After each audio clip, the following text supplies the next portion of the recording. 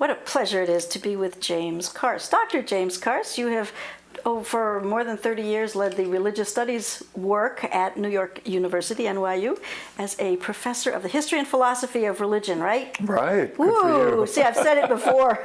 A very heavy title. But it's important because it says that for many, many years you've been thinking about both history and philosophy of religion. Right. Which gets us to the religion part, that we sort of invited ourselves into the ideas about belief and about science. Let's go to the religion part per se. How do you...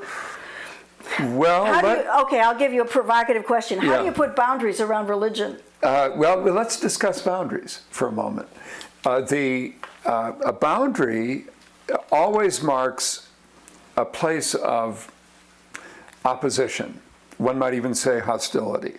We are, to use a very simple example, right now extremely conscious of our boundary with Mexico because there are a lot of issues.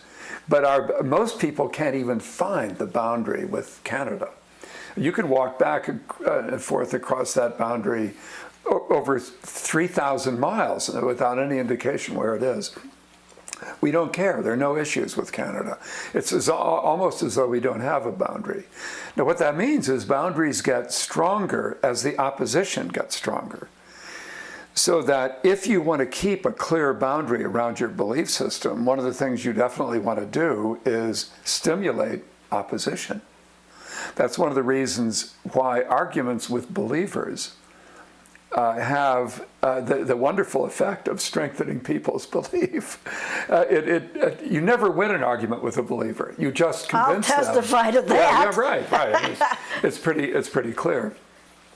But so religion operates very differently, and I'll use another metaphor, the metaphor of horizon, which I'm sure you thought I would get to here. I hope so. Yeah, horizon is a different kind of a phenomenon completely, where, think of it like this, no matter where you are, you have a horizon. The horizon is not a line you could walk to and point out like a boundary, but is only the end of your vision. Now, what that means is anytime you move, your vision, that edge of your vision changes. And so a horizon is always relative to our own adventuring, really, is the way to put it. Which brings us to a scary word when you say relative to. You are very careful, time and again, to say this does not, your way of thinking and your approach to a religious case against belief is neither relativistic nor nihilistic. No, true. And I think Neither. both of those are important to say early on, that you're not saying anything goes. Oh, no. Now, that tells us something about religion, about belief, the notion of a boundary, a belief system with strong authority and very strong ideas about what you don't believe. I mean, most believers are just as eager to tell you what they don't believe is what they do. But religion, let's approach it like this. Take today, well, let's look at the poor Episcopalians breaking up over the issue of homosexuality. It's as though that issue for those people defines what Christianity is.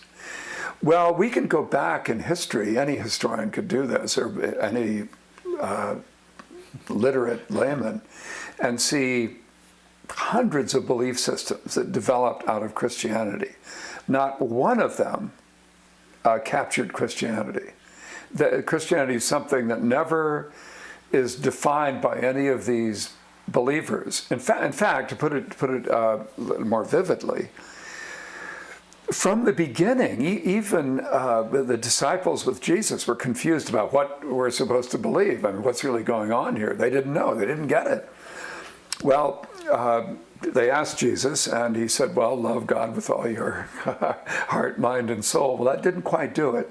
Then Paul wrestled with these issues and so on. It goes through the New Testament in various ways.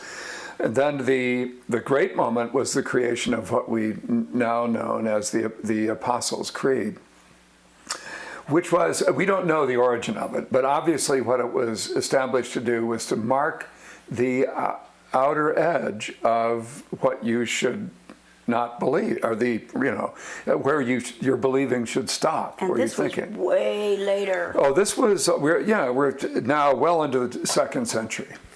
We don't know, the dates are also obscure, but the Apostles' Creed didn't do it. Then later, other creeds were suggested.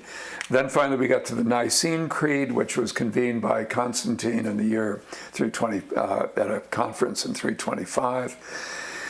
That tried to, again, form limits to what we can think. Actually, what's most interesting about the Nicene Creed, which I'm sure is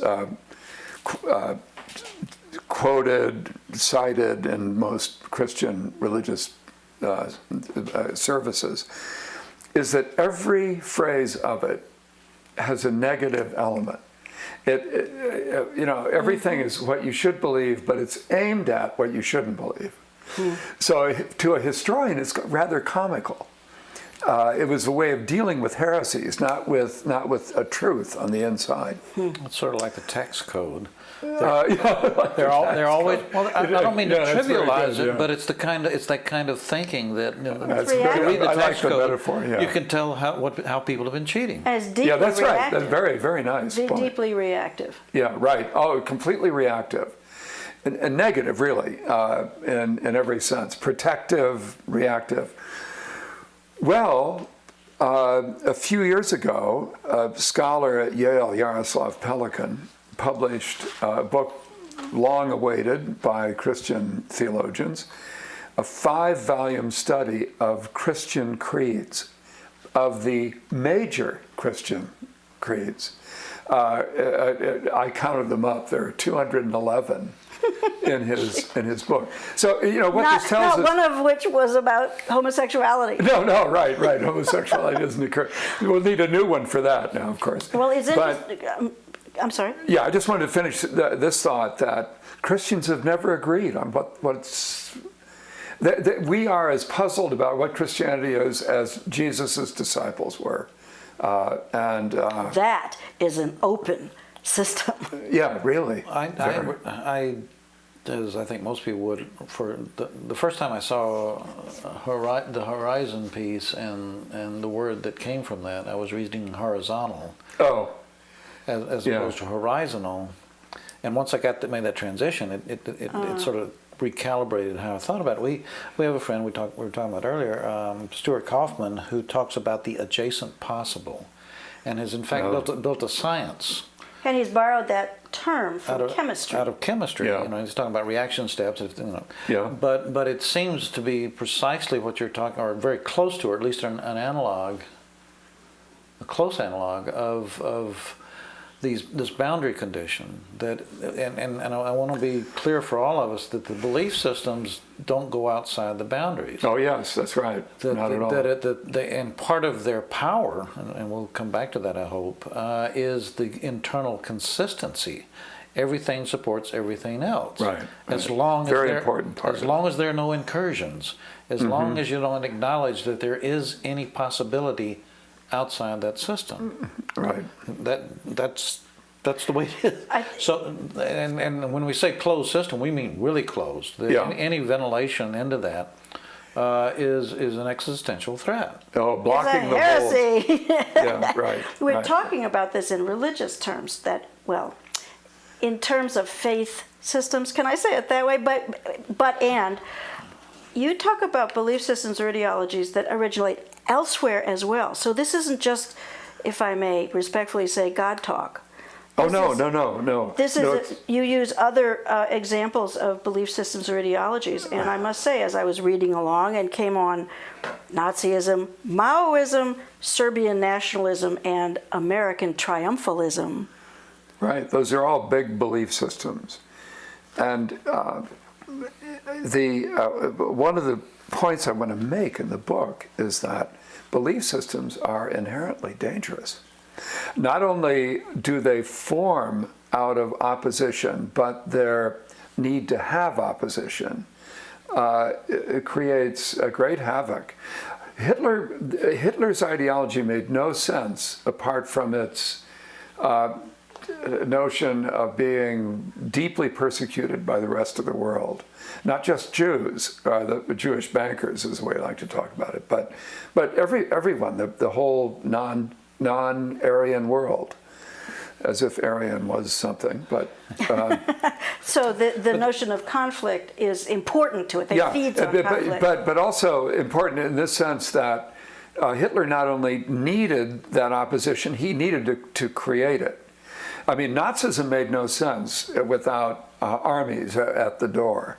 Or to use a simpler example, patriots, people who love the flag, really need an opposing patriot, as it were.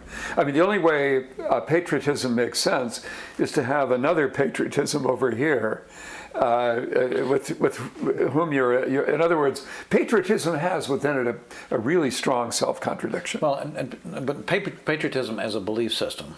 Right. There may be a patriotism that goes. There's a love of country or something like that. Yeah. But what again, part of the genius of this is as other people I'm sure have done, am a threat to attack some of these belief systems. And what the lesson you taught me out of this is not only am I not going to succeed, I am feeding the beast. Yes. And in fact, their very existence, their ongoing existence depends on you. Requires Absolutely. opposition, whether it's from me or somebody else. No, it falls apart. So the best thing I can do is ignore them. Right. No, the best treatment of belief systems is indifference. And the best example of that, I mean, in a way, it's an awesome example, is what happened with Soviet Marxism. It finally lost its appeal, primarily to the young, but eventually to everyone. No one believed it any longer. And it wasn't even, they didn't even care about it. And it wasn't as though they were arguing with it, which would have, really strengthened the system. It just didn't come up. If someone talked about Marxism with the Soviet youth in the later part of the 20th century, it would have just fallen dead. So that worked in a way that no great ideological failure has ever worked in human history. Amazing. The Religious Case Against Belief is one of many books that James P. Carse has graced us and the world with which. We're going to be back in just a moment with him here in Western Massachusetts. Bill Russell, I, Paula Gordon, the three of us invite you to be with us when we return.